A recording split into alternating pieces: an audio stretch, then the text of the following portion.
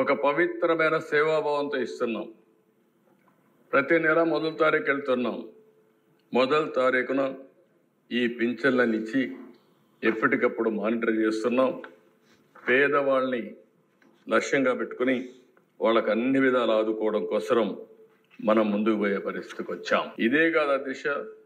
ఒకప్పుడు జీతాలు ఎప్పుడు వస్తాయో తెలియదు. ఉద్యోగస్తులకి ముసలి వాళ్ళకి పింఛన్లు ఇవ్వలేని పరిస్థితి.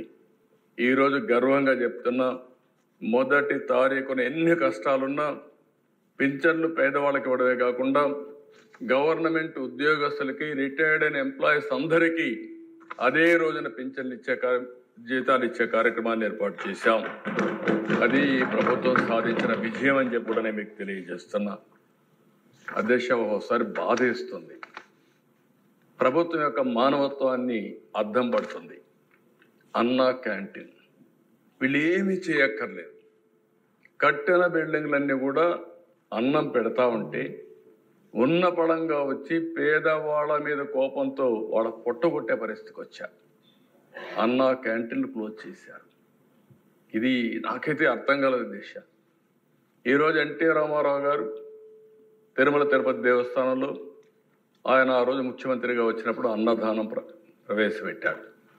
ఈరోజు 2000 కోట్ల రూపాయలు కార్పస్ వచ్చింది. వడ్డీతో ఇంకా చాలామంది దానం చేస్తున్నారు.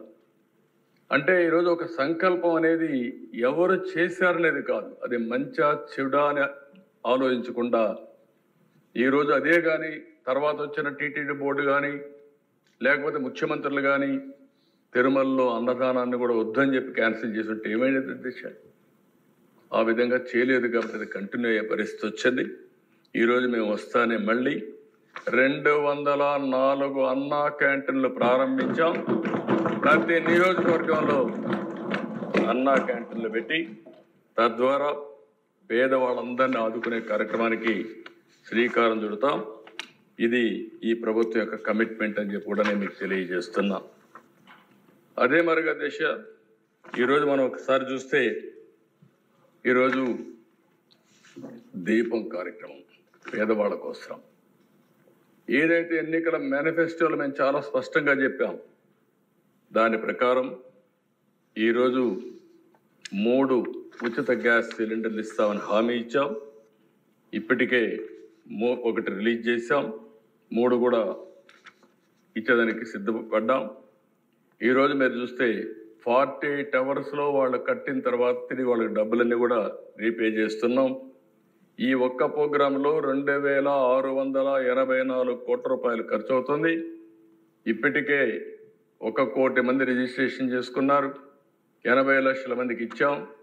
686 కోట్ల రూపాయలు ఈ కార్యక్రమం కింద 93 లక్షల మందికి ఇప్పుడు లేటెస్ట్ మనోహర్ గారు చెప్పినట్టు 93 లక్షలకి ఇచ్చాం. దీనికి ఎప్పటికప్పుడు ఎవ్వరికి ఇబ్బంది లేకుండా ఇచ్చే కార్యక్రమాన్ని తీసుకుంటాం. దీపం పెట్టింది నేను మొట్టమొదటిసారి ముఖ్యమంత్రిగా వచ్చినప్పుడు పెట్టాం అధ్యక్ష, సమైక్య ఆంధ్రప్రదేశ్లో. ఈరోజు మళ్ళీ గర్వంగా ఫీల్ అవుతున్నాం. ఆడబిడ్డలు ఎవ్వరికీ ఇబ్బంది లేకుండా వంట గ్యాస్ ఉచితంగా ఇచ్చే కార్యక్రమానికి ఎన్డీఏ శ్రీకారం చుట్టాం. ఇది ఒక పెద్ద అచీవ్మెంట్ అని చెప్పి కూడా నేను మీకు తెలియజేస్తున్నా. ఇదే కదా దిశ. ఈరోజు ఈ సభ ద్వారా నేను ఒకటే హామీ ఇస్తున్నా, తొందరలోనే ఇప్పటికీ డిఎస్సి అనౌన్స్ చేశాం, దానికి కూడా శ్రీకారం చుడతాం. రాబోయే సంవత్సరం 16,384 ఉద్యోగాలు ఏవైతే చెప్పామో రిక్రూట్ చేసి ట్రైన్ చేసి పోస్టింగ్స్ ఇచ్చి పాఠశాలలు ఓపెన్ చేస్తామని చెప్పి కూడా నిరుద్యోగులందరికీ హామీ ఇస్తున్నాం. దానికి కూడా శ్రీకారం చుడుతున్నాం. ఇబ్బందులు ఎన్నున్నా ఇచ్చిన హామీని నిలబెట్టుకుంటామని చెప్పాం. మే నెలలో తల్లికి వందనం, ఎంతమంది పిల్లలున్నా అంతమందికి డబ్బులు ఇచ్చే కార్యక్రమానికి శ్రీకారం చుడతాం. ఆ కార్యక్రమాన్ని కూడా ముందుకు తీసుకెళ్తాం. రైతు భరోసా ఏదైతే చెప్పామో next installment government of India ఇస్తుంది. దాంతో జమ చేసి 3 ఇన్స్టాల్మెంట్స్లో ప్రతి ఒక్క రైతుకు కూడా రైతు భరోసా కింద 20,000 చెప్పాం. దాన్ని ఫుల్ఫిల్ చేస్తామని చెప్పి కూడా నేను మీకు తెలియజేసుకుంటున్నా. గవర్నమెంట్ ఆఫ్ ఇండియా 6,000 ఇస్తారు, మనం 14,000 ఇస్తాం. 2 మ్యాచ్ చేసి 20,000 ఇచ్చే కార్యక్రమానికి ముందుకు పోతాం. ఇది కాకుండా అధ్యక్ష మత్స్యకారులు 20,000 రూపాయలు ఇస్తా అన్నాం. వాళ్ళు కూడా చేపలు వేటకు పోలేని పరిస్థితి ఉంటుంది. ప్రతి సంవత్సరం హాలిడే ఇస్తాం. ఆ హాలిడే సమయం ముందుగానే వాళ్ళకి ఇవ్వాల్సిన 20,000 కూడా వాళ్ళకి ఆర్థిక సహాయం చేసి వాళ్ళను కూడా ఆదుకుంటామని చెప్పి ఈ సభ ద్వారా తెలియజేస్తున్నా. నేను ఒకటే హామీ ఇస్తున్నా, ఏదైతే మేము ఎన్నికల మేనిఫెస్టోలో చెప్పామో ప్రతి ఒక్కటి కూడా అమలు చేయడానికి చిత్తశుద్ధితో కట్టుబడి ఉన్నాం. అన్ని విధాల ప్రయత్నం చేస్తామని చెప్పి కూడా ఈ సభ ద్వారా ప్రజలందరికీ విజ్ఞప్తి చేస్తున్నాను. అయితే అధ్యక్ష, గడిచిన 5 సంవత్సరాలు ఏం జరిగిందో ఒక్కసారి మీరు ఆలోచిస్తే నేను 4-5 స్లైడ్స్ చూపిస్తాను. మీ అందరికి ఒక ఆలోచన వస్తుంది. ఎందుకంటే ఎప్పుడైతే అభివృద్ధి చేయాలి, సంపద సృష్టించాలి, దీనివల్ల ఆదాయం పెరుగుతుంది. పెరిగిన ఆదాయాన్ని సంక్షేమ కార్యక్రమాలకు ఖర్చు పెట్టాలి. కొంత డబ్బులు మళ్ళీ అభివృద్ధి పైన ఖర్చు పెట్టాలి. మళ్ళీ ఆదాయం పెంచుకుంటూ ఎక్కడికక్కడ ప్రజల్ని సాధికారత చేయాల్సిన బాధ్యత ఉంది. ఇది ఒక సైకిల్. ఇది సంపద సృష్టించకుండా ఇష్టానుసారం ప్రవర్తించి అప్పులు తీసుకొచ్చి ఖర్చు పెడితే అది సస్టైనబుల్ మోడల్ కాదు దిశ. ఆ విషయం చెప్పడానికే నేను ఈ 4-5 స్లైడ్స్ మీ ద్వారా ప్రతి ఒక్క మెంబర్కి కానీ రాష్ట్రంలో ఉండే ప్రజలందరూ కూడా ఆలోచించుకోవాల్సిన అవసరం ఉంది. అభివృద్ధి జరిగితే ఏం జరుగుతుంది, సుపరిపాలన ఉంటే ఏ విధంగా ఉంటుంది, అభివృద్ధి జరగకపోతే ఎలాంటి ఇబ్బందులు వస్తాయో మన రాష్ట్రం 5 సంవత్సరాలకు ఉదాహరణ. ఆ విషయమే నేను ఒకసారి ఎక్స్ప్లెయిన్ చేస్తాను అధ్యక్ష. నెక్స్ట్ ఆ స్లైడ్స్ ఇది ఒకసారి చూస్తే అధ్యక్ష 18-19 11.4% growth rate, 19-20 5.25% growth rate, double సగానికి తగ్గిపోయే పరిస్థితి వచ్చింది. అదేవిధంగా అధ్యక్ష మీరు చూసిన తర్వాత 18-19లో 8,74,000 కోట్ల రూపాయలు జిఎస్టిపి. అది 19కి వచ్చేందుకు 9,26,000 కోట్ల రూపాయలు జిఎస్టిపి పెరిగింది 19-20కి. దీనివల్ల దేశ అదే కానీ 11.14% గ్రో అయింటే అది కంటిన్యూ అయ్యింటే 9,71,000 జిఎస్టిపి వచ్చేది. అంటే ఒక్క సంవత్సరం 45,000 కోట్ల రూపాయలు జిఎస్టిపి తగ్గే పరిస్థితి వచ్చింది. ఇది సంపద సృష్టించడం అనేది. రెండో ఎగ్జాంపుల్ అధ్యక్ష 23-24 వైఎస్ఆర్ కాంగ్రెస్ పార్టీ పరిపాలన 8.6% గ్రోత్. అదే సమయంలో 24-25 ఎన్డీఏ ప్రభుత్వం మొదటి సంవత్సరం 3 నెలలు మేము లేకపోయినా 12.94% గ్రోత్ వచ్చింది. దీనివల్ల అధ్యక్ష మీరు ఒకసారి చూస్తే 24-25% 12.94% వల్ల గ్రోత్ చూస్తే 14 కోట్ల మామూలుగా వచ్చుంటే 8.6 వస్తే 14.22 లక్షలు వచ్చేది. ఈ సంవత్సరం 24-25కి 16,06,000 కోట్ల రూపాయలు జిఎస్టిపి వచ్చింది.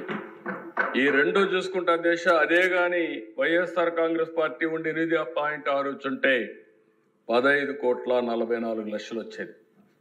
15,44,000 కోట్లు వచ్చేది. అంటే ఒక సంవత్సరం వైఎస్ఆర్ కాంగ్రెస్ పార్టీకి ఎన్డీఏ ప్రభుత్వానికి వ్యత్యాసం చూస్తే 62,000 కోట్ల రూపాయలు అదనంగా జిఎస్టిపి సాధించే పరిస్థితికి వచ్చాం. అంటే సంపద ఎప్పుడు వస్తుందా దిశ, ఆ రోజు ఆదాయం పెరుగుతుంది, ప్రభుత్వానికి ఆదాయం పెరుగుతుంది, ప్రజల దగ్గర తలసరి ఆదాయం పెరుగుతుంది, వాళ్ళకు పర్చేసింగ్ కెపాసిటీ వచ్చే పరిస్థితికి వస్తుంది. Next slide. ఈ స్లైడ్ మీరు చూస్తే అధ్యక్ష 14-15 నుంచి 18-19 వరకు 5 సంవత్సరాలు తెలుగుదేశం పార్టీ హయాంలో 13.5% గ్రోత్ రేట్. అదే వైఎస్ఆర్ కాంగ్రెస్ పార్టీని చూస్తే 10.32% వచ్చి తగ్గిపోయింది. దీనివల్ల ఏం జరిగిందని నెక్స్ట్ స్లైడ్కి వెళ్తే అధ్యక్ష మీరు ఇయర్ వారీగా వేసాం.